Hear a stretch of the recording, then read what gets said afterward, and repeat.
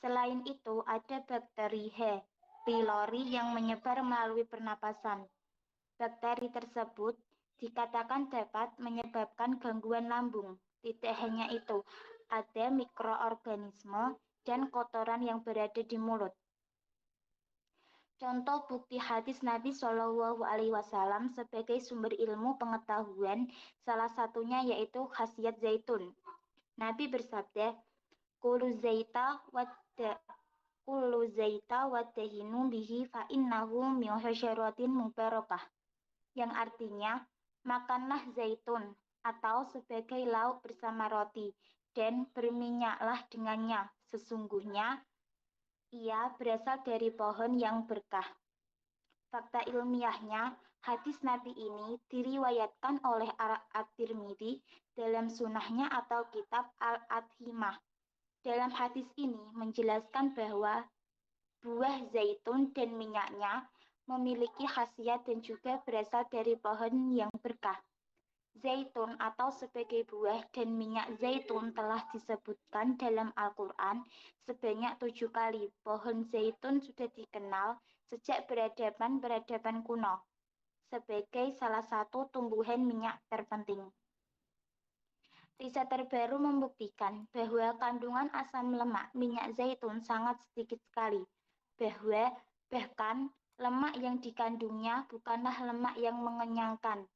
Oleh karena itu, minyak ini mengandung nilai kesehatan yang tinggi sekali. Melalui serangkaian penelitian dan percobaan yang rumit, terbukti bahwa mengkonsumsi minyak zaitun dengan teratur memberi andil yang efektif untuk mencegah berbagai macam penyakit.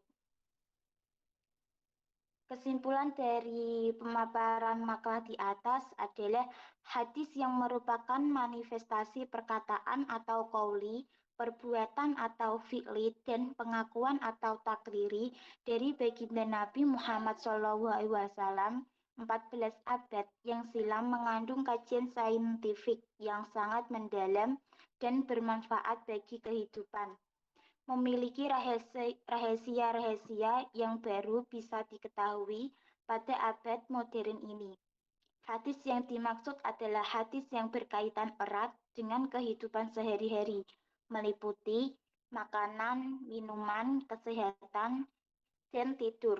Rahasia-rahasia tersebut coba dikaji dari berbagai sudut, sanadnya, kitabnya, dan rahasia sains yang terkandung di dalamnya, meliputi fisika, kimia, biologi, dan kedokteran. Sekian presentasi dari kelompok kami, kurang lebihnya mohon maaf. Selanjutnya saya persilahkan kepada Pak Arif. Baik, terima kasih atas presentasi kawan-kawan kita. Sekali lagi kita apresiasi dengan aplaus. Baik, teman-teman semuanya, bagus apa yang disampaikan oleh kawan-kawan kita ya. Itu adalah tentang sains. Sains tadi sudah disampaikan oleh mereka. Sains adalah ilmu pengetahuan secara umum. Nah, secara pada umumnya pengetahuan. Berarti sains itu juga meliputi keilmuan kita tentang usuluddin, tentang humanora, kemudian tentang sastra dan lain sebagainya. Kalau memang itu adalah pengetahuan secara umum. Kemudian pengetahuan sistematik, ada yang mengatakan seperti itu, pengetahuan secara sistematik tentang alam dan dunia fisik, termasuk di dalamnya adalah botani, fisika, kimia. Ada yang mengkerucutkan seperti itu. Jadi yang secara fisik itu terlihat, itulah yang dinamakan sains. Berarti kalau misalkan keilmuan kita itu tentang akhlakul karimah, yang kita pelajari tentang ketakwaan, itu tidak terlihat secara fisik, maka itu tidak dikategorikan dalam sains. Ada yang mengatakan seperti itu, tapi hanya keilmuan biasa. Kemudian yang ketiga, ada yang mengatakan bahwa pengetahuan secara sistematik yang diperoleh dari suatu observasi, penelitian, dan uji coba yang mengarah pada penentuan sifat dasar dan prinsip sesuatu yang diselidiki. Kalau ini kita juga masuk, pengetahuan kita, usuluddin ini semuanya masuk. Pengetahuan secara sistematik, keilmuan kita juga secara sistematik, nggak mungkin langsung kita mempelajari ini langsung mencolot ke, pelajaran yang berikutnya. Semester 1 bisa loncat ke semester 6, tidak bisa. Yang diperoleh sesuatu observasi, tentunya kita juga bisa observasi ya, pengetahuan kita, kemudian diteliti, diuji coba, kita juga penelitian diuji coba oleh ulama-ulama terdahulu juga tentunya. Kita hanya melanjutkan saja keilmuan ini tentang hadis, tentang filsafat ya, tentang Al-Qur'an. Ini semuanya juga lewat uji coba yang begitu dahsyat juga oleh ulama-ulama zaman dahulu.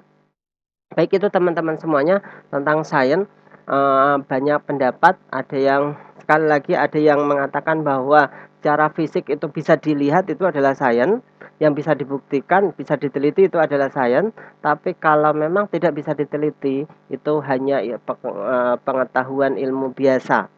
Kemudian hadis Rasul Shallallahu alaihi wasallam adalah ma'udhifa ilan Nabi Shallallahu alaihi wasallam min qaulin au fi'lin au takririn dan lain sebagainya, kita sudah mempelajarinya beberapa saat yang lalu. Sesuatu yang disandarkan kepada Nabi, baik itu secara perkataan, perbuatan, ketetapan, larangan, sifat Nabi, baik itu secara fisik ataupun secara tidak fisik ya, itu adalah hadis Nabi Shallallahu alaihi wasallam. Sehingga kebanyakan pengetahuan atau hadis-hadis tentang sains ini adalah secara qaul, perkataan Rasul Shallallahu alaihi wasallam. Nanti kita akan membuktikan kebenarannya bagaimana 1400 tahun yang lalu saat orang Arab itu sedang keterbelakangan.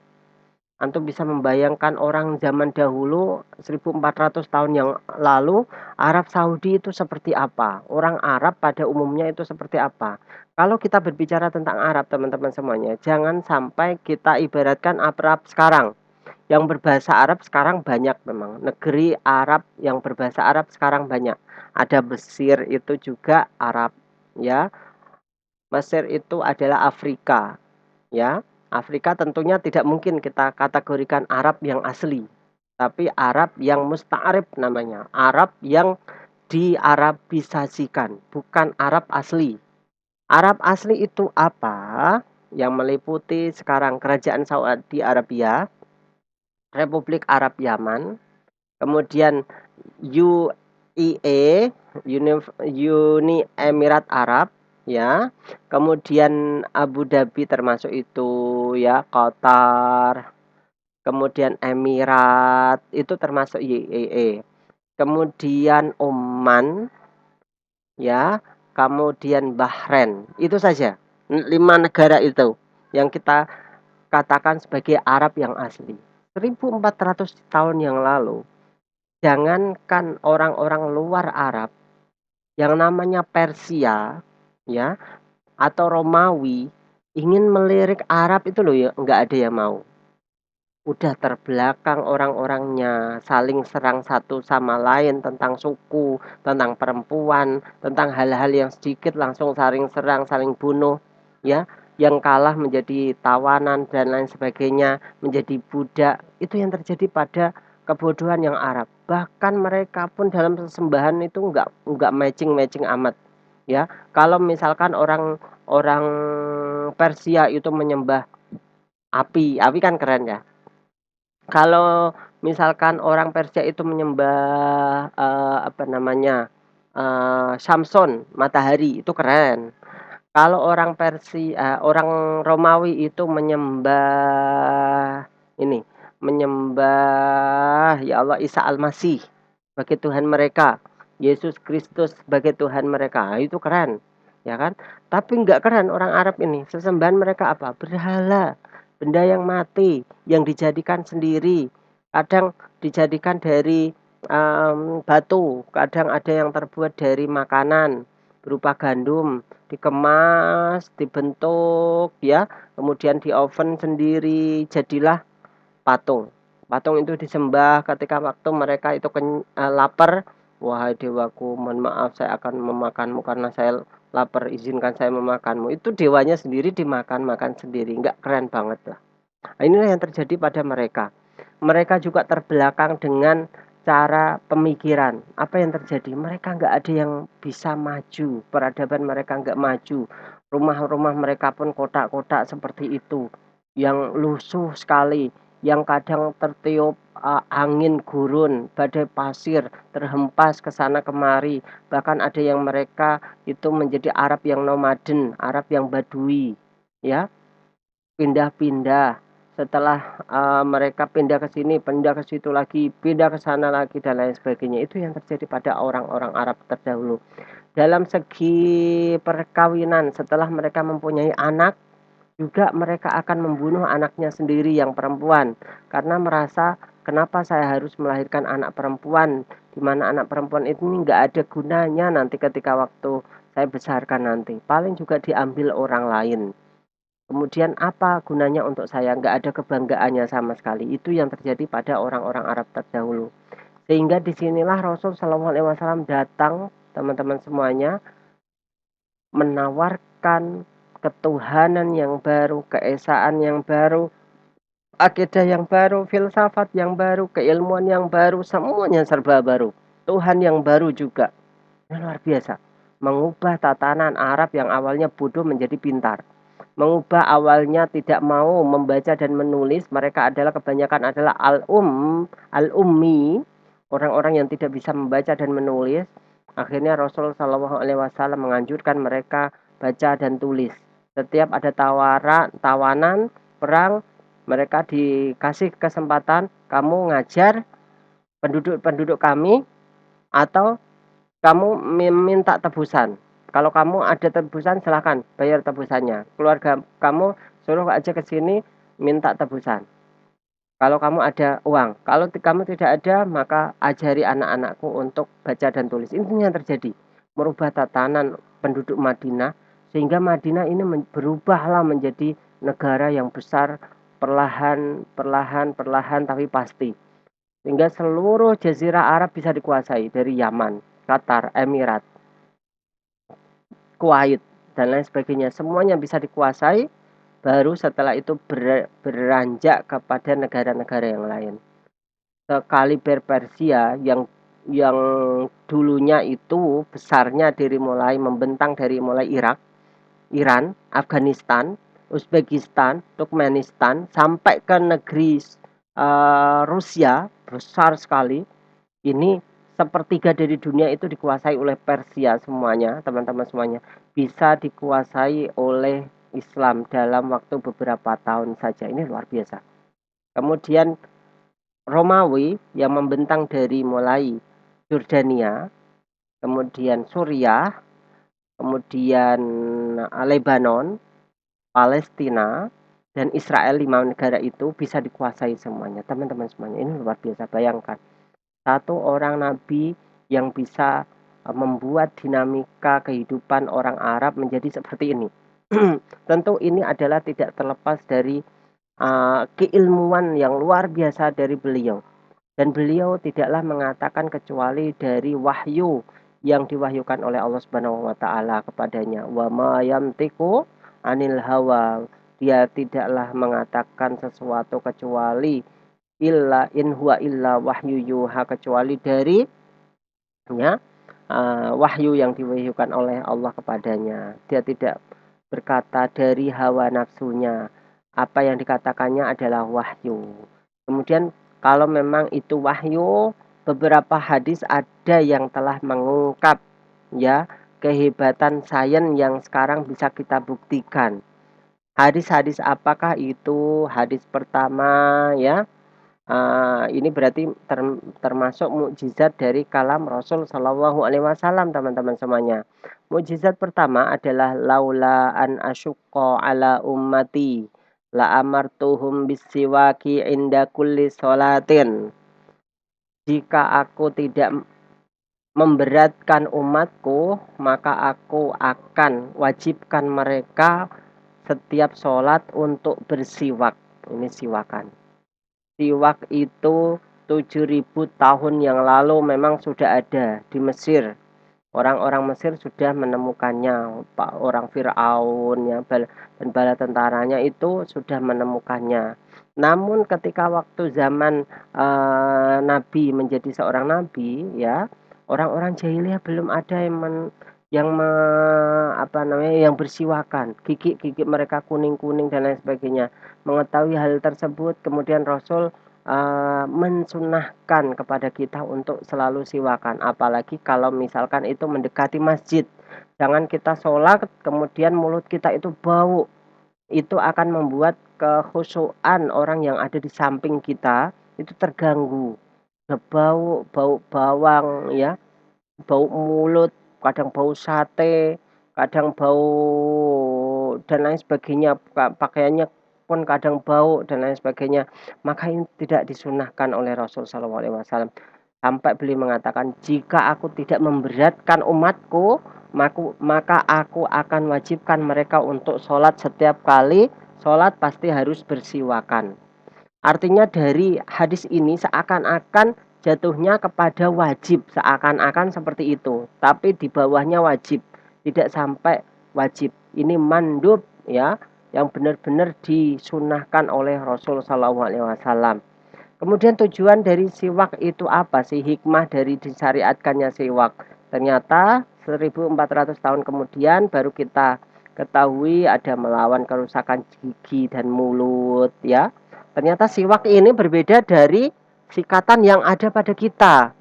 Kayu siwak itu lebih melawan kerusakan gigi, itu lebih banyak daripada sikatan kita, sikat gigi kita dan pasta gigi kita. Nah, ini yang dibuktikan. Kemudian melawan antibakteri. Dia menjadi antibakteri untuk mulut kita yang bau. Itu bisa kita buktikan. Coba aja setiap kali sholat teman-teman. Kalau saya dulu ketika waktu nyantri di menara dulu, itu selalu membawa siwak itu. Ketika waktu mau sholat, itu saya kantongi setiap mau sholat, pasti saya gosok-gosokkan di mulut saya, seperti itu. Jadi antibakteri itu. Ya, tidak ada kemudian satu santri kemudian giginya sakit, bolong-bolong, nggak ada. Karena memang plak-plak giginya sudah hilang. Ini menghilangkan plak-plak gigi, menghilangkan bau mulut ya, memperkuat jaringan gusi serta anti karsinogenik alamiah. Ini yang dibuktikan oleh sains yang sekarang. 1400 tahun yang lalu Rasul sudah mengatakannya pada segenap sahabat dari hadis-hadis beliau. Kita mendengarkan azan dulu karena sedang azan. Asyhadu an la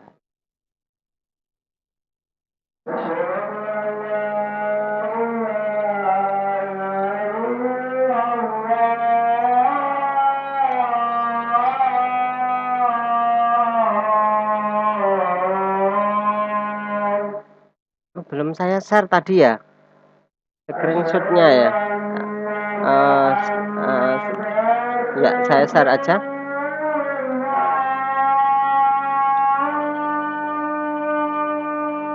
Asyhadu an la ilaha illallah.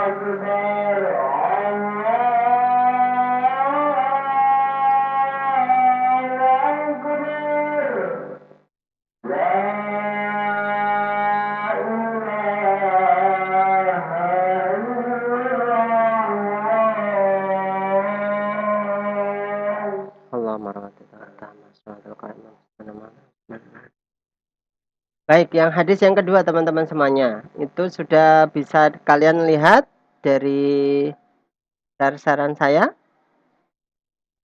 Halo teman-teman semuanya. Berbagi layar sudah terlihat? Halo? Sudah, Pak. Ya, baik. Yang nomor 2, idza waqa'a ad-dubabu fi syarabi ahadikum falyughmishu tsummal yanzi'hu fa inna fi ahadi janahaihi da'un wa fil akhari shifaa'un. Ini hadis sahih dari Sahih Bukhari ya. Ketika jatuh lalat dalam minuman atau wadah minuman kalian, maka cemplungkanlah ya, celupkanlah, summal yanzi'hu, kemudian ambillah dan buanglah.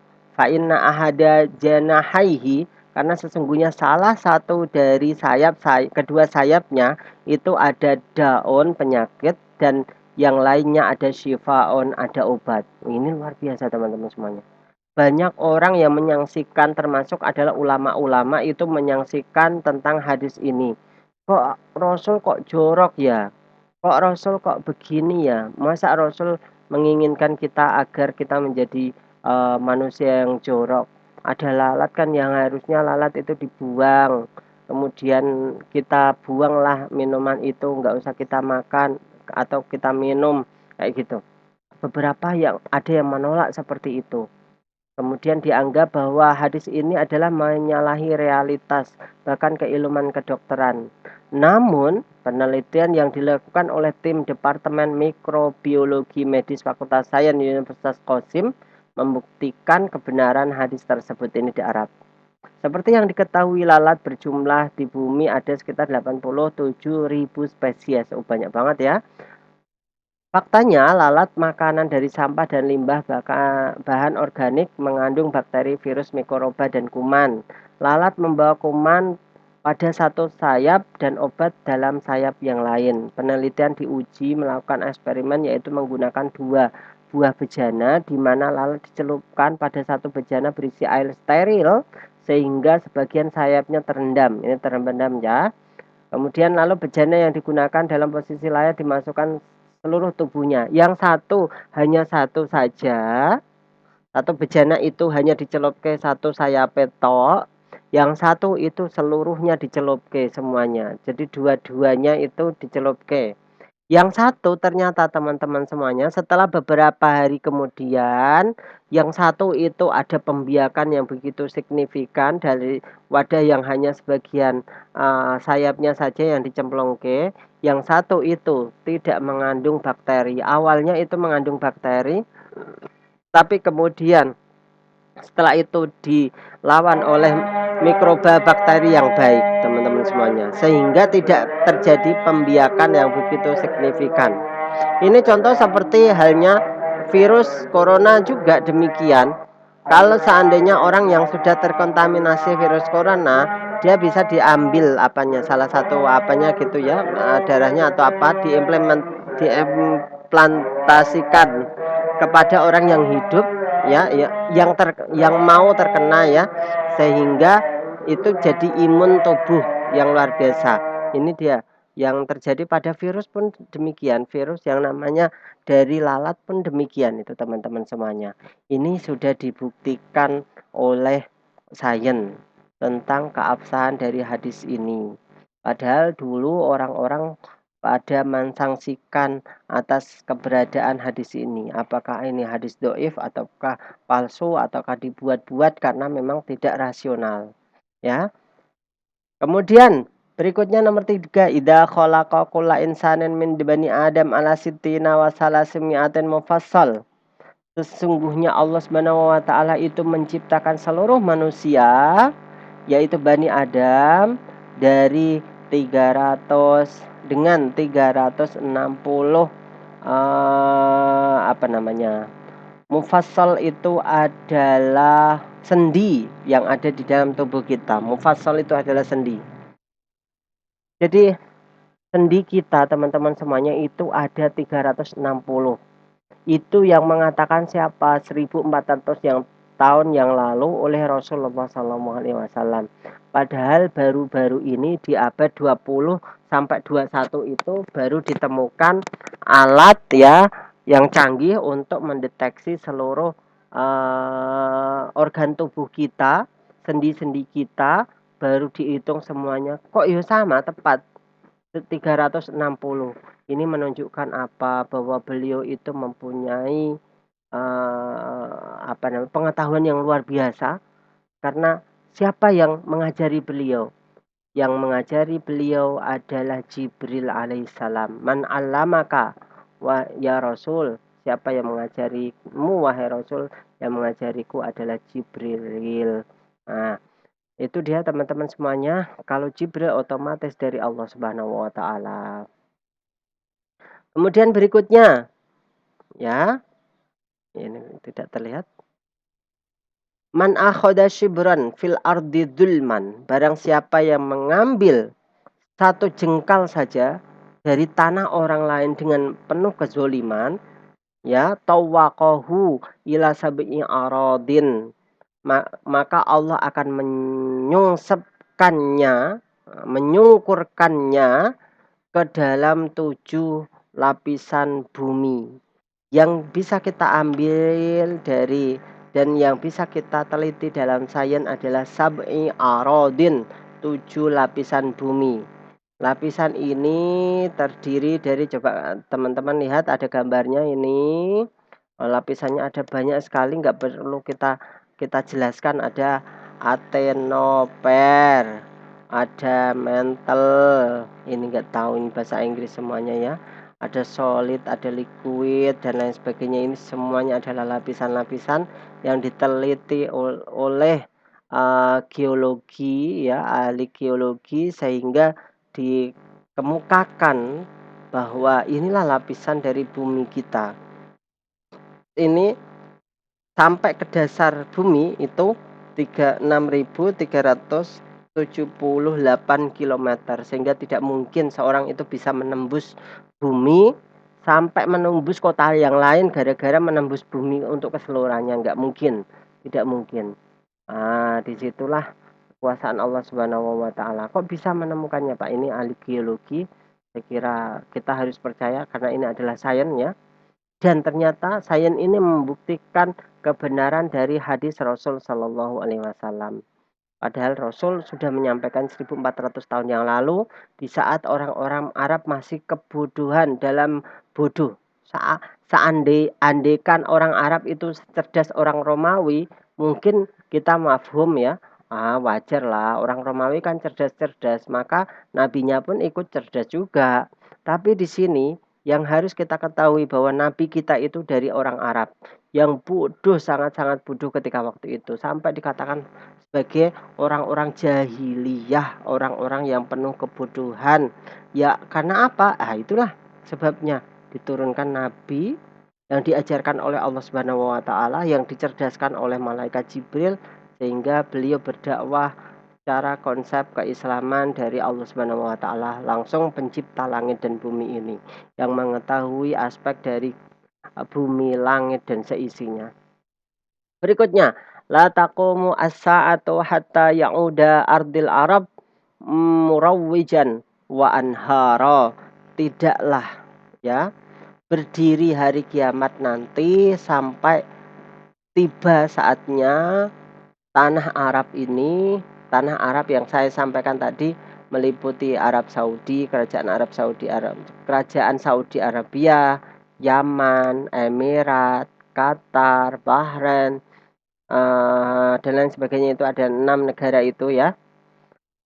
Itu akan berubah menjadi murawwijan, hijau, wa anharon, dan penuh sungai-sungai. Ini luar biasa. Apa yang terjadi? Sekarang sudah mulai muncul teman-teman semuanya. Di titik itu ada di Al-Majmal, karena dikenal sebagai desa arsitektur yang mengandalkan air hujan serta pohon dan hujan kecil yang mengelilinginya. Pada saat musim panas justru banyak warga Saudi dari luar desa yang datang berkunjung lantaran hawa dan di sana sangat lebih sejuk Dan ini teman-teman semuanya akan berlangsung sampai ke seluruh daratan Arab menjadi hijau seperti daerah Al-Majmal ini. Antum bisa saksikan ini ya. Ini satu daerah di Majmal. Ini satu provinsi lah istilahnya. Kita provinsi Jawa Tengah. Dulunya dulu waktu itu ya sebelum ada teknologi yang canggih, dia adalah tandus kering, kerontang, tidak bisa ada air masuk dan lain sebagainya. Tetapi sekarang sudah terjadi seperti ini. Kembalilah ada sungai-sungai, penghijauan dan lain sebagainya. Ini satu provinsi sudah berubah. Andaikan nanti dekat kita dengan yang namanya kiamat, maka seluruh kota yang ada di Arab ini berubah menjadi hijau. Yang namanya Abu Dhabi sekarang, wow, luar biasa. Kecanggihan teknologi yang sangat luar biasa sekali. Meskipun dia itu adalah padang pasir, tapi dia mempunyai segala hal, ya, termasuk adalah Burj Dubai yang tingginya sedunia itu tidak ada yang menandingi. Nanti kita akan membahasnya. Ini dia ada lagi. Nabi Shallallahu Alaihi Wasallam bersabda, "Mata sa'ah ya Rasul. Kapankah hari kiamat wahai Rasul?" Qala mal mas'ul anhu bi'a'lama minas sa'il. Orang yang ditanyain itu tidak jauh lebih mengetahui dari orang yang bertanya. Sa'ukhbiruka an asyratiha. Aku akan kabarkan kepadamu tentang tanda-tanda hari kiamat. Idza waladatil amatu rabbaha. Ketika seorang budak perempuan akan melahirkan tuannya. Wa idza tatawala ru'atul ibili albuhmu fil bunyan. Dan ketika seorang pengembala dari orang-orang Arab yang tidak mempunyai alas kaki, dia itu akan bertinggi-tinggian dalam bangunan-bangunan. Ini yang pertama. Ini yang kedua. Kriteria dari hari kiamat nanti ketika seorang budak perempuan bisa melahirkan tuannya. Kok bisa, Pak? Ini artinya apa? Ini artinya bahwa orang yang miskin sekarang itu bisa menjadikan anaknya kaya raya. Itu banyak sekali orang-orang yang sukses itu dari orang-orang yang miskin itu banyak banget sekarang. Ya kan? Bukan hanya di daerah kita, orang-orang yang kaya raya dunia pun demikian. Adalah orang-orang yang awalnya adalah miskin. Nah, disitulah kemudian kenapa hadis ini muncul. Kalau zaman dahulu tidak, orang budak akan tetap menjadi budak sampai matinya pun menjadi budak. Miskin akan menjadi miskin. Orang kaya pun akan tetap menjadi kaya. Abu Jahal itu kaya, sampai mati pun dia akan menjadi orang yang kaya. Di zaman Rasul seperti itu. Karena memang kekayaan ya seperti itu, tetap abadi, tetap miskin ya, kemiskinan akan tetap. Nah, seperti itu yang terjadi di zaman Rasul SAW. Tapi sekarang tidak. Orang miskin ya tiba-tiba anaknya bisa kaya raya, bisa memuliakan orang tuanya. Nah, ini termasuk tanda kiamat yang pertama. Tanda kiamat yang kedua kalau kita lihat ketika ya orang-orang yang dulunya adalah pengembala, ya, penggembala kambing, unta, dari kalangan Arab itu kan rata-rata pengembala zaman dahulu. Kalau tidak pengembala, pedagang. Pekerjaan itu hanya dua itu saja zaman dahulu. Dan petani. Di Madinah itu ada petani.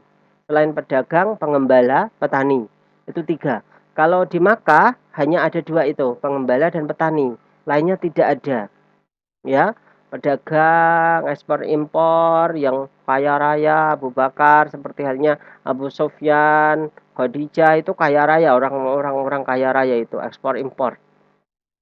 Tapi lainnya orang-orang miskin, rata-rata miskin-miskin, pengembala-pengembala, termasuk Umar bin Khattab itu adalah seorang penggembala unta waktu mudanya. Nah, yang terjadi seperti itu. Dan mereka rata-rata tidak memakai alas kaki ketika waktu mengembala. Akhir dari kehidupan yaumul kiamah nanti ketika orang sudah meninggikan bangunan-bangunan. Antum bisa lihat yang pertama adalah bangunan apa ini? Burj Zamzam yang ada di sampingnya Ka'bah, Baitullah. Yang kedua adalah Burj Khalifah yang ada di Abu Dhabi. Ini Burj apalagi saya tidak tahu. Ini Burj apalagi di Arab semuanya ini. Teman-teman semuanya bisa antum bisa lihat ini ya. setingginya Burj Dubai, ya. Masya Allah, luar biasa. Menara tower yang ada di Dubai ini. Andaikan ada awan itu ada di sini ya. Ada di sini. Ketinggian 2000 kaki. Nah, ini dia. Feet itu kaki, 2000 kaki. Ini sudah 2500 kaki, teman-teman semuanya. Ini tingginya luar biasa. Ini Zam-Zam ini ada di ketinggian 2000 kaki, 1900 kaki, belum sampai 2000. Ini Petronas Tower yang ada di Malaysia ini hanya sekitar berapa ini 900 kaki. Nah, itu saja. Ini tinggi-tinggi. Ini dua-duanya ini dari orang Arab loh teman-teman semuanya. Ini luar biasa. Tingginya dunia itu sekarang dikuasai oleh orang-orang Arab. Artinya apa? Ini membuktikan kesahihan dari hadis-hadis Rasul Shallallahu Alaihi Wasallam. Tapi memang apakah seperti itu, Pak? Mereka membuktikan atau jangan-jangan memang pengen membuat bangunan yang fenomenal? Nah, itulah yang terjadi. Pembuktiannya memang seperti itu. Tiba-tiba mereka kaya, bisa membangun menara setinggi itu. Andaikan mereka tidak mempunyai kekayaan, mungkin tidak mungkin bisa membuat sedemikian rupa tower yang begitu menjulang ke angkasa. Ini luar biasa loh teman-teman semuanya. Berikutnya, layar kabanna rajulu al-bahra illa ghazian. Tidaklah seorang itu naik kapal kecuali adalah orang-orang yang ghazian. Nah, iya. Ghazi adalah orang-orang yang berperang, au mu'tamiran atau orang yang umrah, au hajan atau orang yang haji. Fa'inna tahtal bahar, karena sesungguhnya di bawah laut itu ada naran api, wa tahtan nar bahran, dan di bawah api itu ada bahar, laut.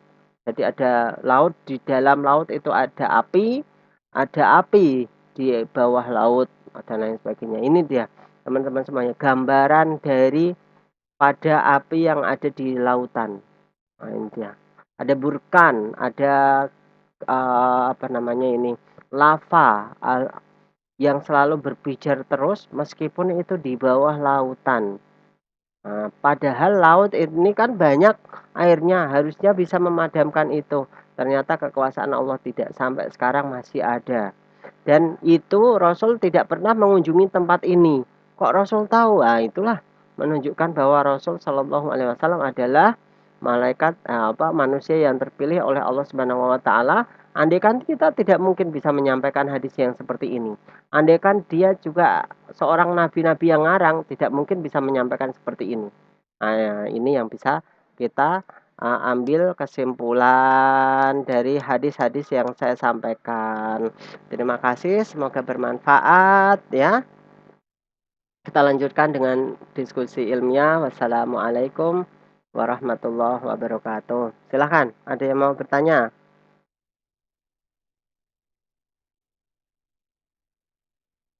Ayo Mbak, Mas. Setengah 4 sekarang. Silahkan, masih ada waktu lama. Silahkan. Sembari saya tunggu pertanyaan, sembari saya absen. Agni Rahmatika. Agni?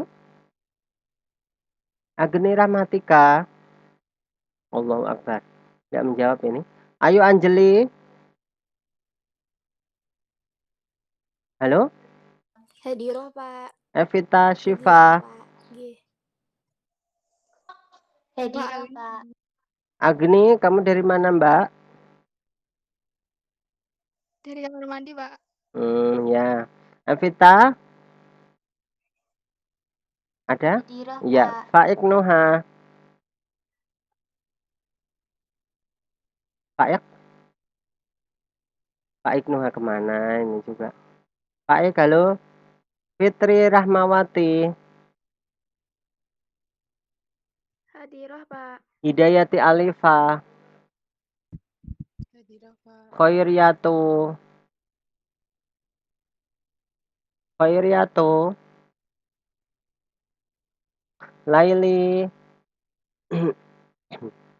Hadiroh, Pak. Lisa Tamarin, Hadiroh, Pak. Muftia Umma, Hadiroh. Muhammad Saifuddin, Hadir, Pak. Neharisma, Hadiroh, Pak. Nelis Sifaul, Hadiroh, Pak. Novita Dia, Novita, Nggih, Pak. Hadiroh. Nurul Reni, Hadiroh, Pak. Regita Pramesti, Hadiroh, Pak. Sofia Atul,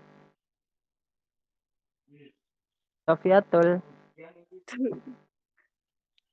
Mbak Sofi,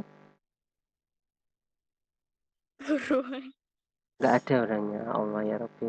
Siti Lu'lu'atul Maknuna, tuh, Hadiroh, Pak. Alhamdulillah. Zahra Zahara, Hadir, Pak. Ya. Ahmad Musyahidin, Hadir, Pak. ya baik. Sekali lagi yang belum hadir tadi adalah Khairiatu. Hadiroh, Pak. Kamu dari mana, Mbak? Ya, maaf, Pak. Kemana? Jamaah? Oh, jamaah. Iya, iya, iya. Ya, baik. Itu dia. Nurul tadi sudah saya panggil ya? Sudah. Ya, baik. Cukup, silahkan. Ada yang mau tanya, silahkan. Saya beri kesempatan.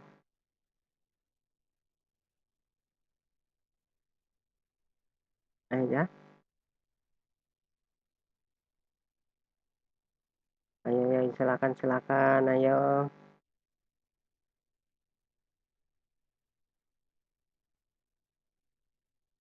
Masa nggak ada yang tanya ini?